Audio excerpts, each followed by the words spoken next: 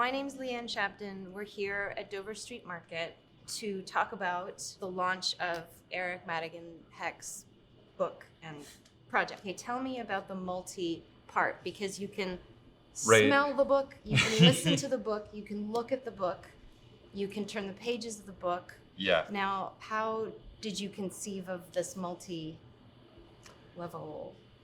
experience? I feel now that photography isn't enough. You know, I mean, I think we live in a world now with, obviously, with Instagram and the internet, etc. But if you're trying to convey a story or an emotional idea as opposed to documenting reality, I don't know that photography as a medium is capable of delivering that message anymore. Right. So now I think you kind of have to do multimedia, like music. It's transmission, it's all this idea. I mean, it's kind of scented photography, scented transmission. Yeah. We've been so deadened by photography over the last 3 decades that I think we've arrived in a place now where you have to do more than just photography to get the overall art feeling across. So I mean, it all just kind of existed in different parts. So I started working with a perfumer 4 years ago. Oh, okay. And it just so happened that all these things kind of collided at the same time. Okay. So like originally the intentions for the perfume were something different. And then once the book started being made, I was like, oh, it'd be really nice to actually try to articulate these 2 sides to the book, which is a sort of celebration of life and family, and the garden being this like idealistic,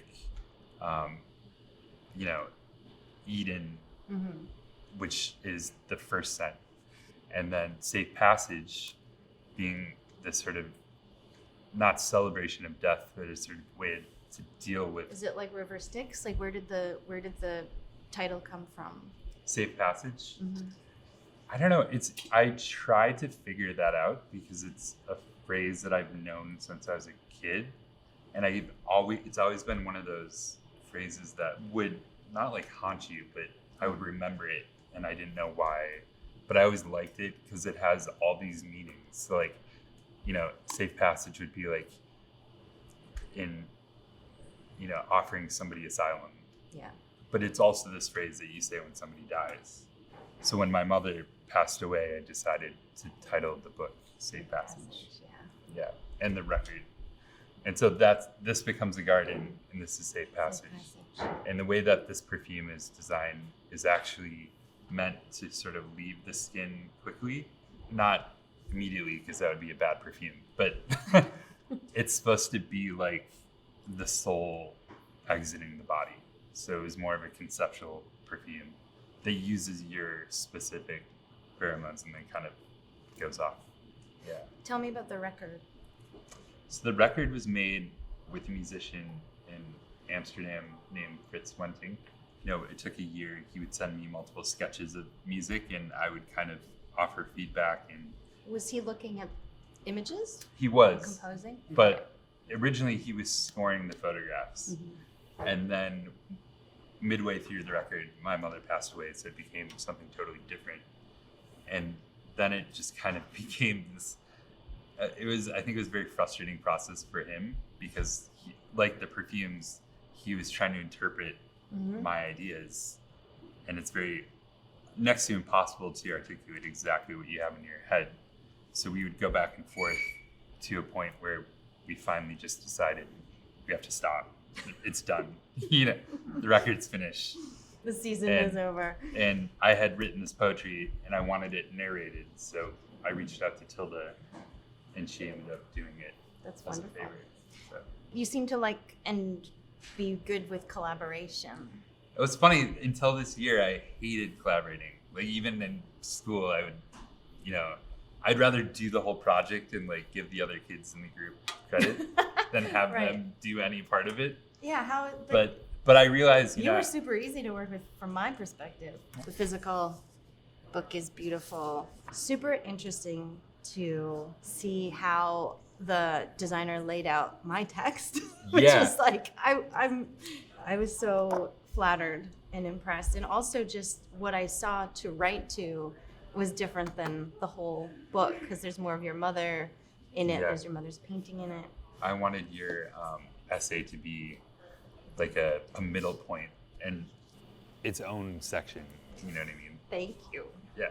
But I also like how it's, you sort of pulled you pulled some of the lines out to have I've never had like a piece of text designed like that. And so that was such a treat. But also I have to say, this whole year, this was like the piece of writing I'm happiest with. Did I tell you that? You did. Yeah. It's just because you didn't ask me to like write a foreword or write about your pictures very specifically. And so I found that really hard Yeah. at the beginning. And then I found it really liberating. And I was really happy to think about your work and think about what I felt looking at the pictures. And so color, I want to talk about color. There's a palette in here, and like it's jewel tone and it's rich. I almost want to like you to talk about your color and your palette, and if that's your life or is it for this project, and is it for the garden? Like, do you know how people have palettes, or like Absolutely. Frank Lloyd Wright had like Taliesin palette where he's like, no, pinks in this whole thing, and they're gorgeous, and there's just like it's like a symphony, it's a composition. So I want you to talk about your palette in life and your palette in general and your palette in the book. The palette in my work, I think it's more, I always default to duotone, like you said, but red and blue. So for me, it's not necessarily that I try to limit the palette of color, but it's how I saturate it and kind of reduce certain areas to highlight mostly blues and reds. Yeah. Which I mean, sort of go into yeah. this too. So, but tell me about blue and red. I mean, Where does that come from? they're It's so the two, most extreme colors. They're, they elicit the most and emotional they're reaction. pure. Yeah, they're like And they're pure. yeah. They remind me of childhood Mm-hmm. and kind of, I don't know, red is the first color that we know as humans that strikes like danger. Historically it's been represented as like the blood of Christ. Like as a kid, you cut yourself, you see blood. We think of red as like a stop sign, or all these sort of Yeah, symbolic. And then blue has always been the hardest color.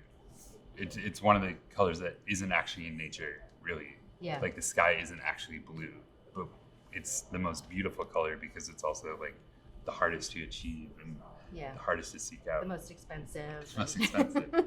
Do you remember a time, or that time, so to speak, when color photography wasn't considered art photography? This question came up in my class was looking at RFK Funeral Train, that book by Robert Fusco, where he took the sort of people who came to see the funeral train go by from New York to Washington. And one of the students said, like, that was 1968. Why was this book published in 2000? Right. And I was kind of caught off guard, and I was like, oh yeah, it was the 90s when people started going, oh, Eggleston's an art photographer. Like, people started going, Sure. color photography. It's not black and white photography is art. But do you Totally. remember that? Absolutely. I spent the first 12 or 15 years of my career only shooting black and white because I was told that was photography. Yeah. And, that was art photography. And color photography was reserved for your family vacations, Advertising. birthday parties, Yeah. advertising. So talk about the color photographers that where you started to respond to them, because we'll talk about painting later, because I feel like you respond to painting Absolutely. a lot, but I want to know about, in terms of photography, the old-fashioned term of photography, what who you looked at when you were starting to shoot color. So for me, it was like the big, both monumental scale and sort of big in terms of, I guess, reputation at the time when I was in high school or college was like Gursky, Yeah.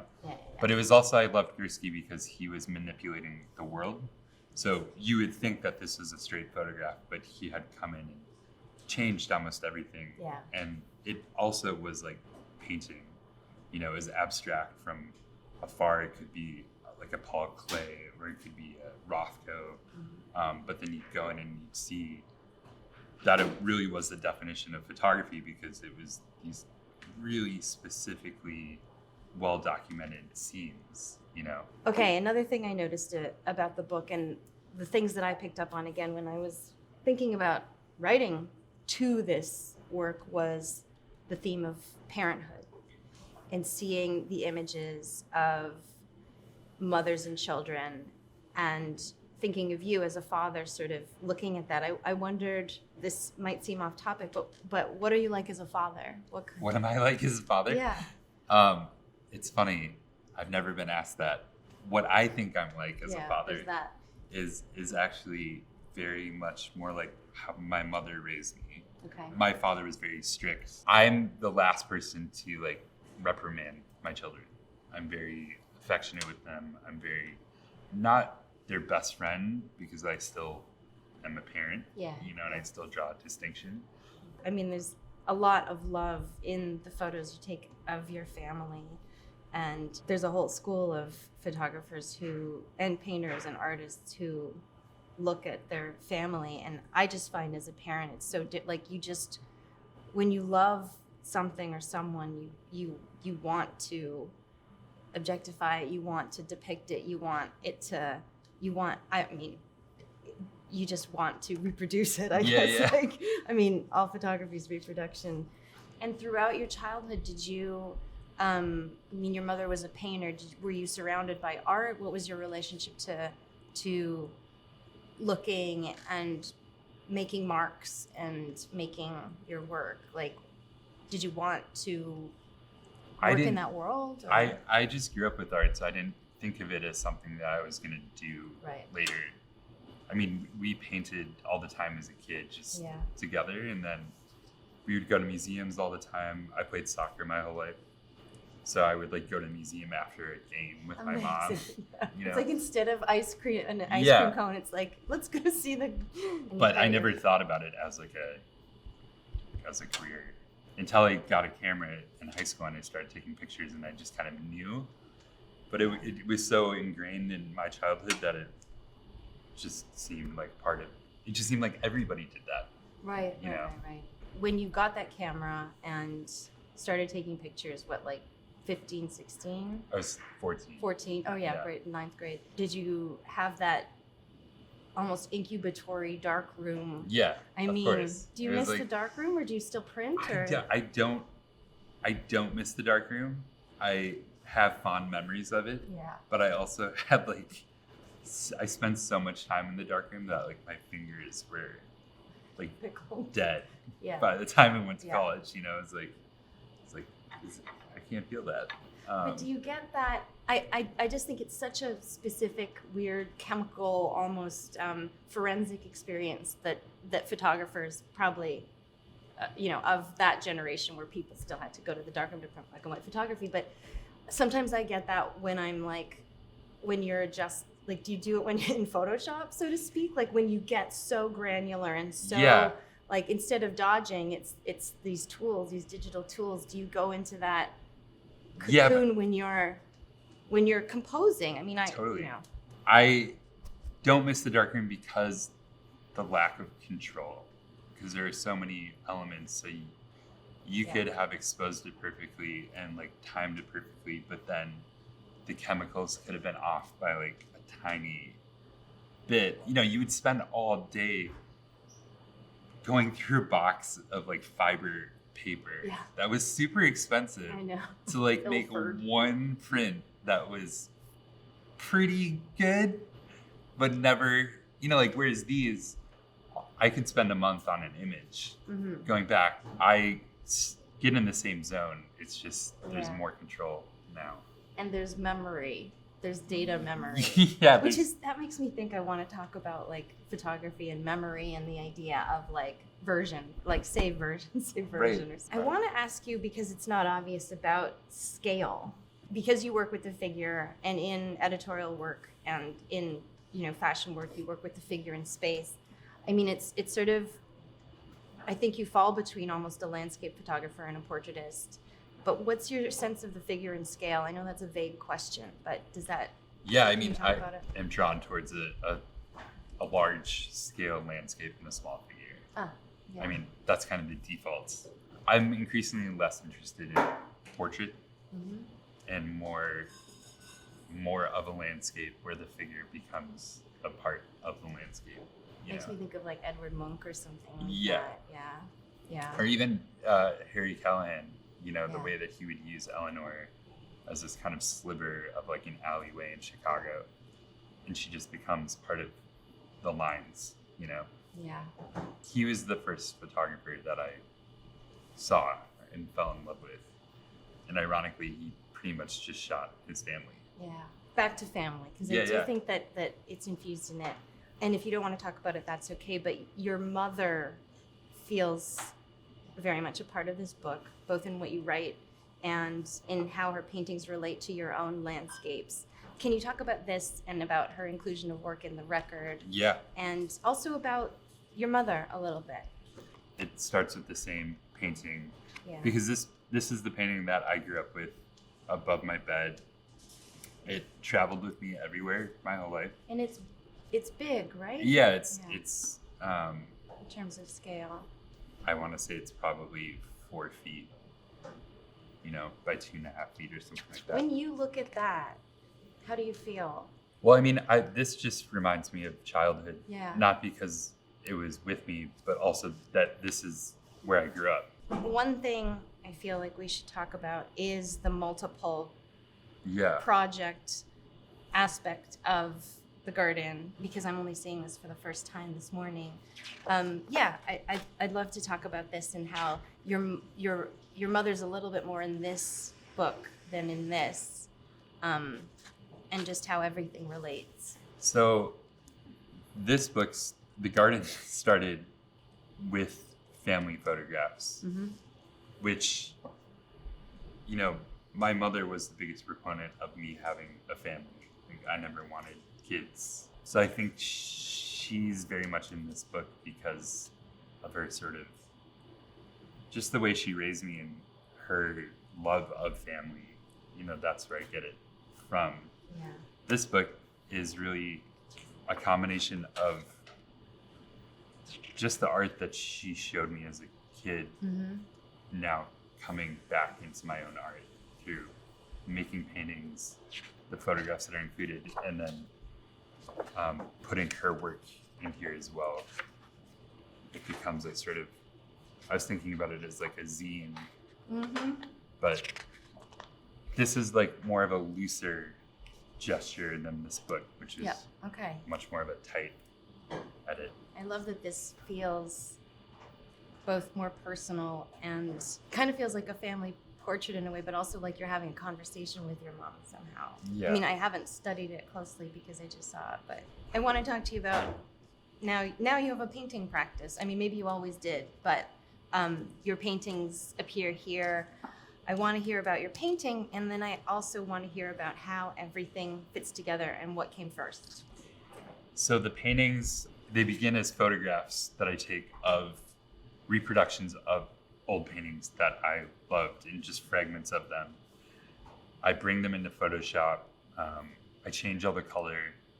I reorient, and then I pick kind of an arbitrary scale to print them on. I'll print them on canvas with ink, and then I'll paint on top of them. So to me, it's still steeped in photography. And it's also kind of like painting with training wheels in a way. There's an element of like paint by numbers, sort of. Love it. But at the same time, it isn't, because when I do my color work, that's really the painting. So like when I'm in Photoshop, whether or not I'm doing it to something that's going to be printed on canvas that then gets painted on top of, or if it's just printed as a C print in the darkroom, it's kind of arbitrary to me, because the color is what makes it mine. Right. And the sort of appropriated qualities also to me are no different than like Gerhard Richter painting a photograph. It comes from the same sort of ping-ponging back and forth between the two mediums. Is Yeah. your, I know it's, you know, you either sort of think of your audience or not. Is your ideal audience in person, or looking at your work in person, or looking at your work reproduced in print? Do you know what I mean? Like, are you a Totally. book artist? Or are you a like museum, like canvas to eyeball? I think of myself as a book artist. Mm-hmm. However, a lot of people will tell me that they only know my work through the internet because, you know, that's the world we live in now. But when they see it in a gallery, they're always so pleasantly surprised to see the print. Mm-hmm. Whereas to me, I am not as in love with the prints, even though I should be. Interesting. But like I love more accessible objects that the world can engage with. That's why I spend so much time with like the physical qualities of the book. Yeah. Because most people are going to see it this way. Yeah. If you're lucky enough to be in the city when the show is on, you can see the large prints, which is great. That's a different experience. But also it's different with photography, I think, because like yesterday I went to see the Morandi show at David's Warner. And those paintings, you see them reproduced and they're beautiful. But when you're in front of them, they're completely different. You know, they're three-dimensional and you have to see the painting. Maybe it's a difference between reading and looking or something. Like, I love a read. I love to read pictures, which means being pages, paper. Right? And then when you're in front of a Morandi, you're just like, this is what he meant. Like, this is what he meant. Like, this is the ultimate expression of it. But there is no reproducing a Morandi. I guess that's the point. Whereas like a lot of my work exists just as well reproduced. You know, which is kind of, I'm not comparing myself to Gerhard Richter at all, but in the same way, like Betty is almost just as good reproduced as it is in person. Whereas Morandi, there's no similarity between the physical object and the reproduction. They're completely different. You know, I think it does have something to do with reading, which even there's so many questions I want to ask you, but in terms of reading, you know, what were you reading in terms of literature or stories when you were working on The Garden and everything? I have just a stack of old books that I took from my mom's apartment when she passed away, and I had to go in and take the sort of remains. And there were all these books from high school that I had that were poetry books and philosophy and theology, because I went to Catholic school. And so I was reading like St. Thomas Aquinas and kind of heavy, old, you know, writings from the 14 to 1600s. Wow. And kind of circling lines that I liked and not really thinking about it, but more almost like aesthetically how they looked on the page, or sort of 3 or 4 words at a time, which is how I made the poems. So these came from like 10 different books of circled passages. This is photography. Well, kind of. Yeah. So even the writing is kind of similar to how the paintings are made, which is kind of similar in a way to how the photographs are made. And the source material being your mother. Artists that I respect and I want to work with, I love giving them a place to work with me, but on their terms. Even though with the perfumes and the record, I think is a little different because I took more of a director's role, where I was shaping the way that it was coming out. But I you know, I'm not a perfumer and I'm not a musician, but I want to do those mediums. So to me, I'd rather seek out the best people to work with and kind of rope them in than try to learn how to make perfume myself. It's almost like you're talking about palette again as an artist, right? But like I always think of the filmmaker's palette as being sound, motion, photography, and music, you know, all of those things. And I've always been so jealous of directors because they get to do this. But now it's sort of like you have directed this project. It's kind of amazing. Erik, thank you for talking to me about your book. Thanks for the book. You're welcome. Congratulations. Thank you for having me. And thank you for writing the essay. I love it. My pleasure. And thank you to Dover Street Market. Through